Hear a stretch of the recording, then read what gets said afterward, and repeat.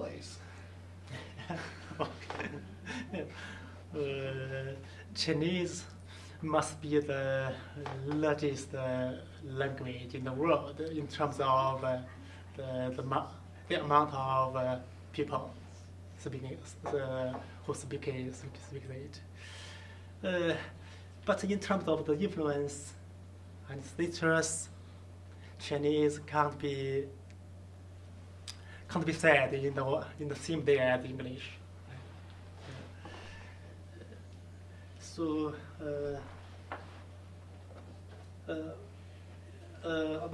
about your question, I remembered Li Guangyao in Singapore, and who pushed his citizens to change from Chinese into English. And at that time, Li Guangyao confronted with huge problems and difficulties, and most people protest against his initiative and his efforts. But Li Guangyao said at that time that one day you will realize how good my effort will be. So after decades later, I realized that Singapore has got huge soft powers in international societies, and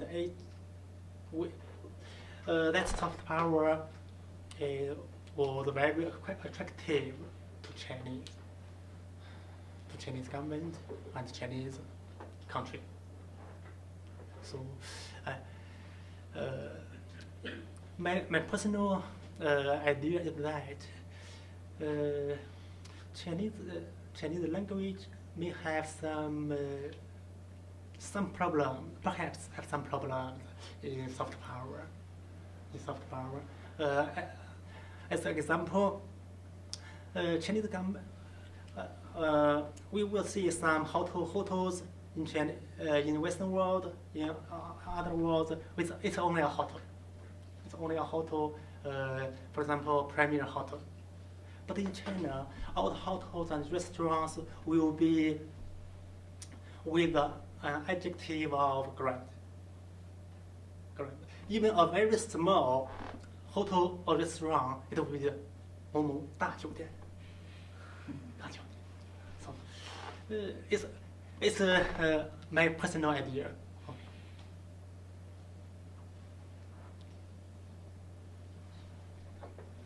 And could you say more about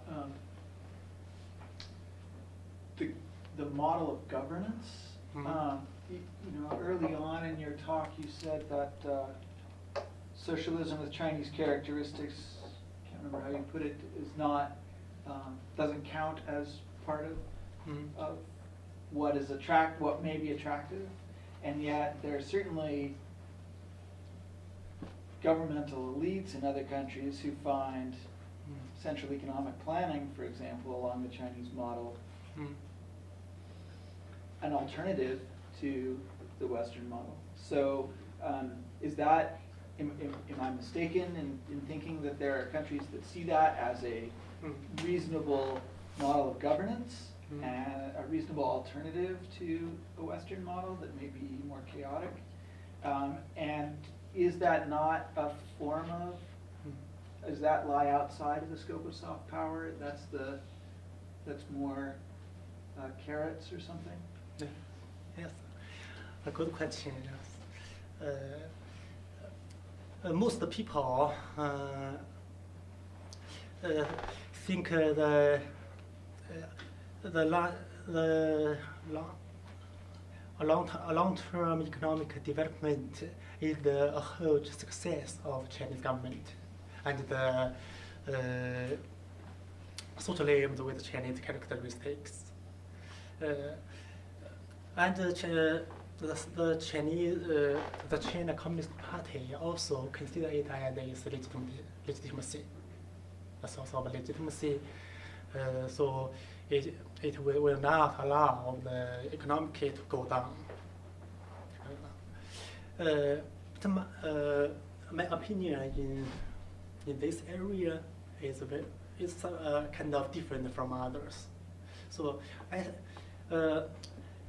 think the economic success of China in the past 40 years is not perhaps can be regarded as the success of socialism, but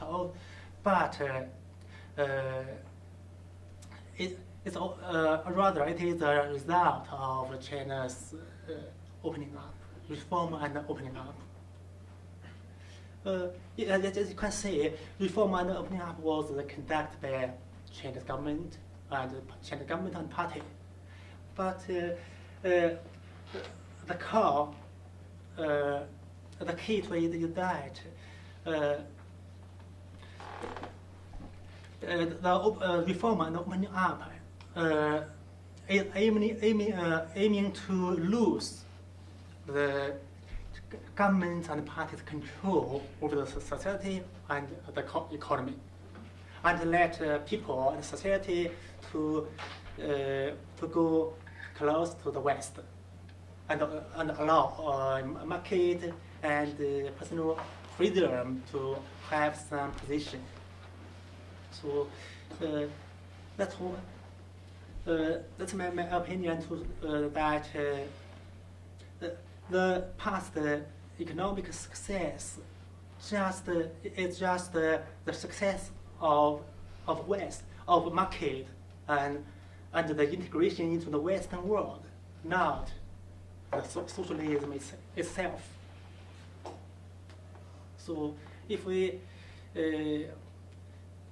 regard the economic success as give it some importance, it lies that if China need to keep the economic growth at a high level, it should continue to go to the West and and allow the market to act in fundamental way, and all the economic growth will go down very quickly.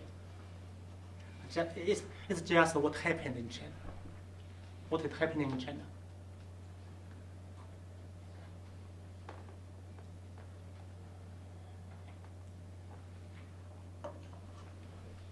Any other questions? Yeah. Well, let's thank Professor Zhou for this enlightening lecture.